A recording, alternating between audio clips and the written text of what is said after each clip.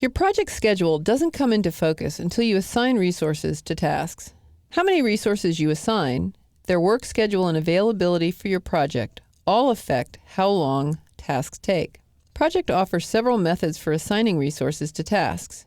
You can use your favorite method or use the best methods for the assignment task at hand. If you know the resources you want to assign, the task form sits conveniently below the Gantt chart and can handle most of the assignment fine-tuning you throw at it. The task form shows information for the task that's currently selected in the top pane view. In this case, with Identify Physical Requirements selected, you can see that task down in the task form. So to assign a resource, click the first blank resource name cell. In the drop-down list, choose the resource you want to assign, the Relo PM. To use the resource's maximum units from the resource sheet, you can leave the units cell blank and click OK. Project fills in 100%, which is the Relo Project Manager's maximum units. To allocate the resource at another percentage, you can click the units cell, type the number, like 50 for 50%, and click OK. In this case, let's bring the duration back down to the 40 days. The percentage in the units cell is a percentage of the resource's work schedule, which comes from the resources calendar that you learned about in an earlier movie. For regular work schedules, 100% is full-time and usually represents 8-hour workdays. Notice that the work hours that Project calculates for this assignment is 160 hours. That's 4 hours a day for 40 workdays. To assign another resource to the task, click the next resource name cell. Choose the resource, like Relo Assistant, fill in the units, and click OK. You can see here that Project distributes the hours for the PM to the assistant, so the total hours are still 160 hours, split 50-50 between the two resources, and the duration has now dropped to 20 days. Assigning material resources is almost the same as assigning work resources. Instead of telling Project how much time the resource spends, you fill in the quantity of material. Select the Open House task. In the resource name cell, choose wine on the drop-down list.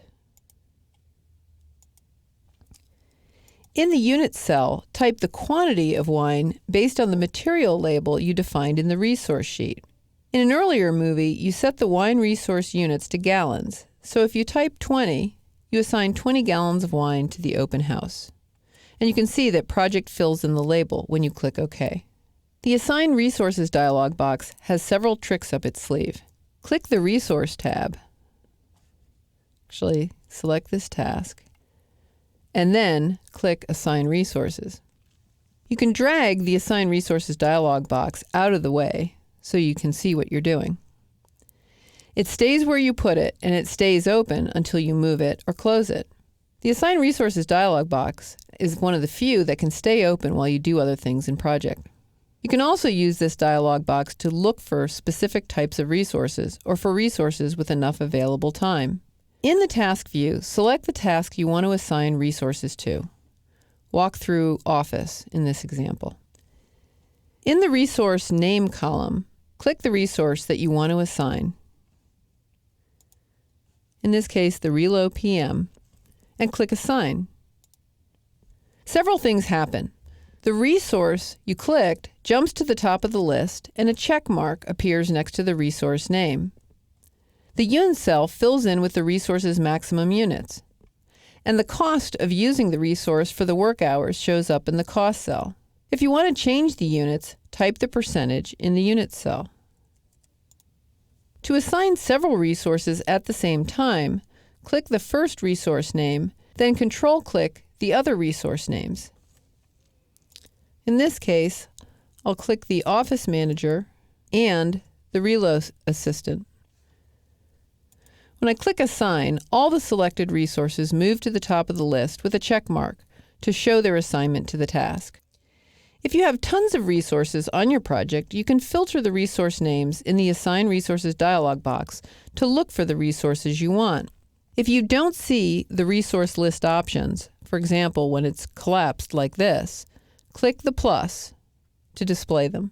To find resources based on criteria, turn on the Filter By checkbox. Then in the drop-down list, you can choose a filter, like Resources Work, to show just the work resources. To view the full resource list again, in the Filter By drop-down list, choose All Resources.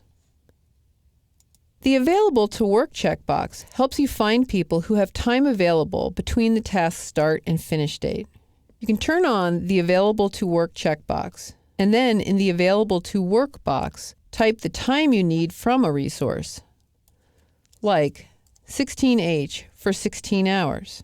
Then, the resource list in the Assign Resources dialog box can show you only the resources who have that amount of time available between the task's start and finish dates. When you're done assigning resources, you can close the Assign Resources dialog box by clicking the Close button. The task form and the Assign Resources dialog box all help you assign resources. The Assign Resources dialog box has the most bells and whistles, and it can sit anywhere on your screen and stay open while you do other things. In a later movie, you'll learn how to assign resources with a Team Planner view, which is new in Project 2010 Professional.